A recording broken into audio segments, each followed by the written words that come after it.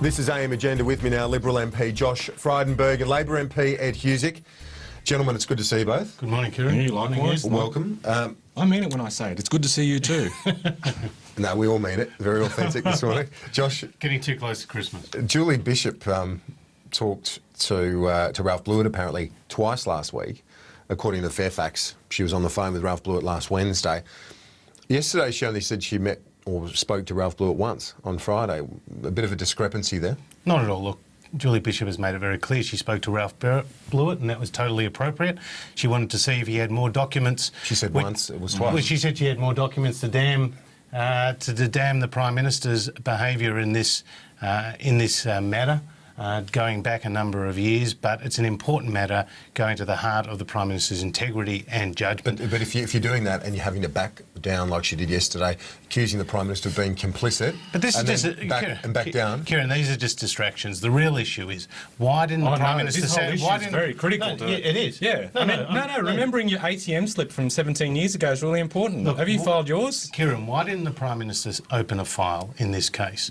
Why did the Prime Minister set up a slush fund, there are her own words, which Bill Shorten has described as inappropriate and unauthorised? And why was the Prime Minister asked to leave a law firm, namely Slater and Gordon? These are important questions that she has dodged the answers in Parliament, and we need to get to the bottom of it. And the money in the backyard, it's like a bad Agatha Christie book. Or what's or Sean Maloney? Wasn't he the guy who wrote all those books about Victorian politics? So I can't remember. Someone will correct me on Twitter, I'm sure. But the thing is, Josh, you said a few moments ago this is a distraction. Like the minute the heat comes on the opposition, it's a distraction. But this whole affair, like as much as it's in sort of engaged the interest within Canberra, I don't think really people in the outside world, this has nothing to do with the sort of things that we're supposed to be dealing with in Parliament. And the fact of the matter is, you're talking about issues that stretch back over 20 years but can't remember in the course of the last week how many conversations you had with Blewett.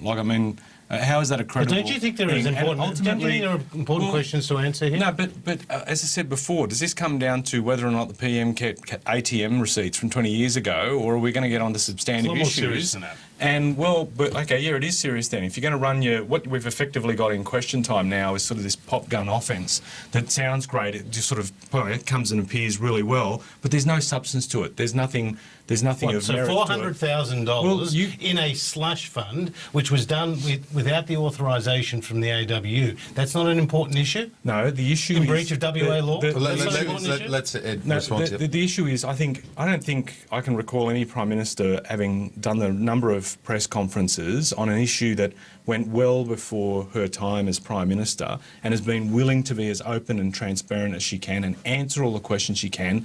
And you guys have devoted 2 days of question time to this. Well, if you reckon it's a winning strategy, all power to you.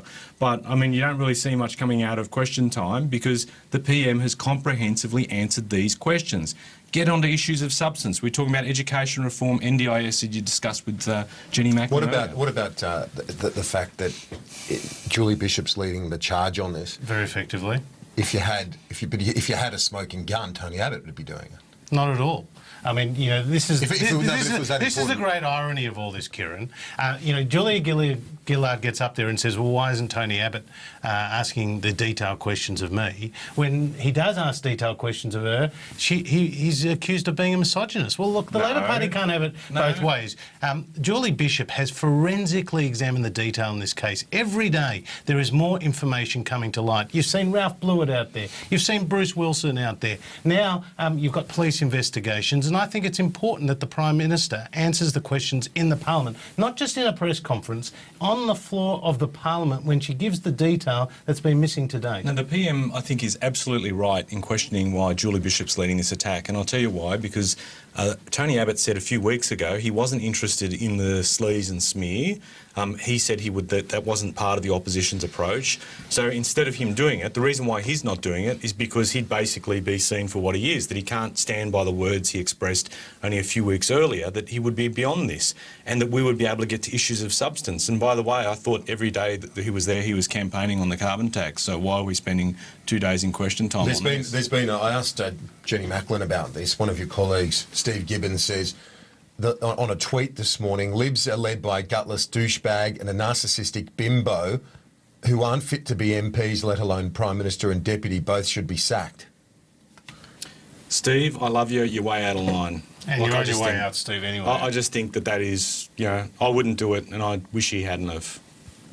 Because, I mean, if you're talking about misogynistic language, well, to say the deputy leader's a narcissistic bimbo is a bit and look, rich. I don't, I have a whole host of, concerns or criticisms of people opposite, but I don't use that phrase. And look, Steve can explain why he did. And you've heard from two Labor MPs, a Minister and Ed Husic this morning, both rejecting that. So obviously it was a one-off. Oh, well, look, I also reject the comments of Steve Gibbons, but, the point is the Labor Party doesn't have clean hands here. They set up this false and misleading debate on misogyny, trying to accuse Tony Abbott of hating women. I mean, there's all this, the messaging going out by the Labor Party. Oh, on the one hand, Steve Gibbons doesn't represent us anymore when he makes this inoffensive comment. But on the other hand, we'll go into the Parliament and we will slam Tony Abbott. What I said a few moments ago. I'm not saying he doesn't represent the Labor Party. I'm saying what he said.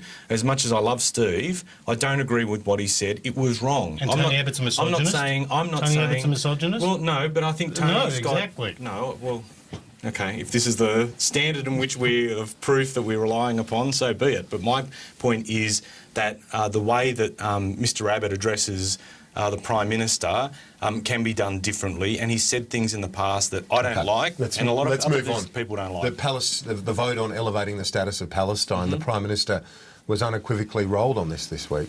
Look, no, I think as Foreign Minister Carr said, the Prime Minister's executed in terms of leadership very well in terms of reflecting the sentiment across, because there is a spectrum of views within the caucus on this matter, and she's basically tried to reflect those views.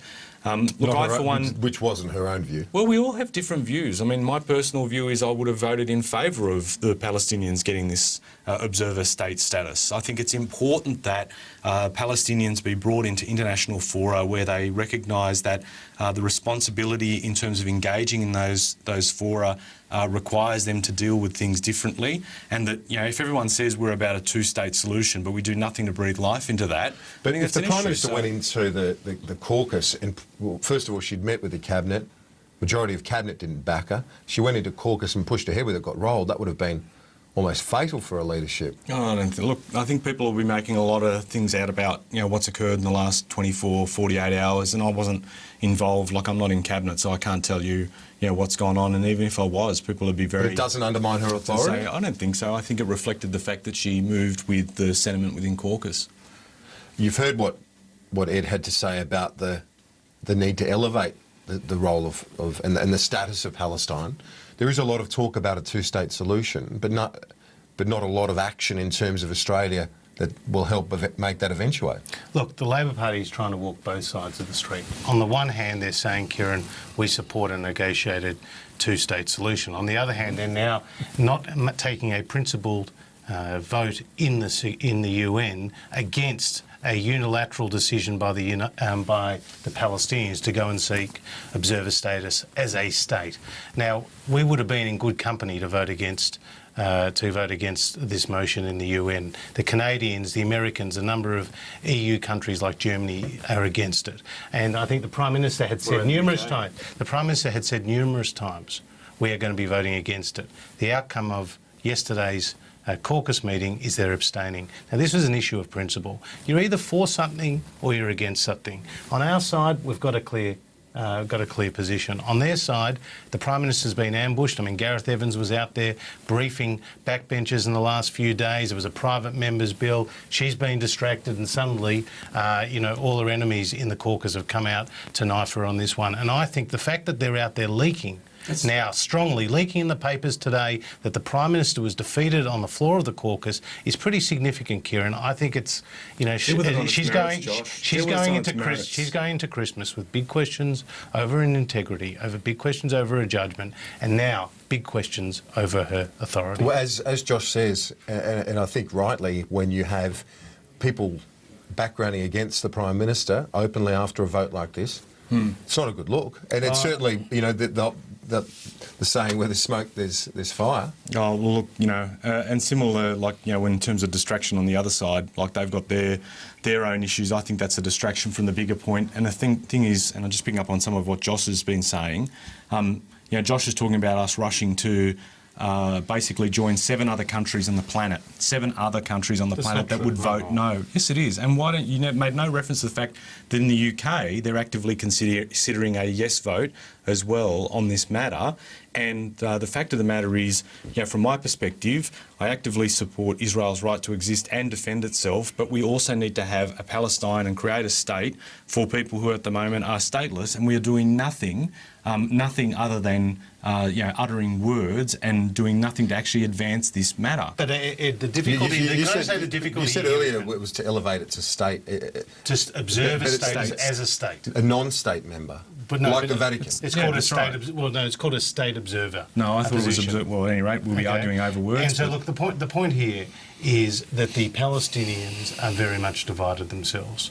You've got Hamas in the Gaza Strip, which in its constitution does not recognise the state of Israel. You've got Abbas in Fatah in the West Bank, which can't actually even travel to the Gaza Strip themselves. So to call them a united body, and then to try to give them this observer status within the UN, that's very problematic, and this will set back the peace process. That's the point. I mean, the Americans have already said that we are not going to provide the aid going forward if the Palestinians. No, you're right. We shouldn't have been We shouldn't, on the basis of your logic, we shouldn't be on the Security Council because of the fact we've got a divided parliament. On the basis of the Security Council, you should. On the fact that we have a hung parliament, we shouldn't be on the Security Council. If you're going to be on the Security Council, you should be providing guidance to other states and taking positions. What about that point?